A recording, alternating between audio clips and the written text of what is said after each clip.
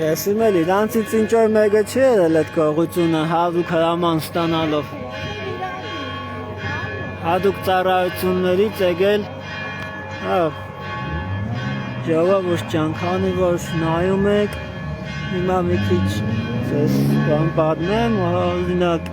գողությունը կատարել էին այս բալկոնից, կդուրից պարանով իջել էին բալկոն, կոտրել էին ապակին, մտել էին սրբազանի կեցավայր, որտեղ ինքը մնում է,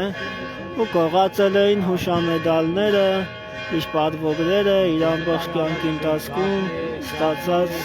իր մեդալները, որոնք որ ստացել է տարբեր տեղեր սովորելիս, տարբեր գործունեությամբ զբաղվելու ընթացքում, պետական, տարբեր պետություններից, երկրներից, այդ ամեն ինչը գողացել էին, երևի շատ չի բացառվում ընդհանրապես, որ ինչ-որ հատուկ ծառայություն հրահանգով լինի,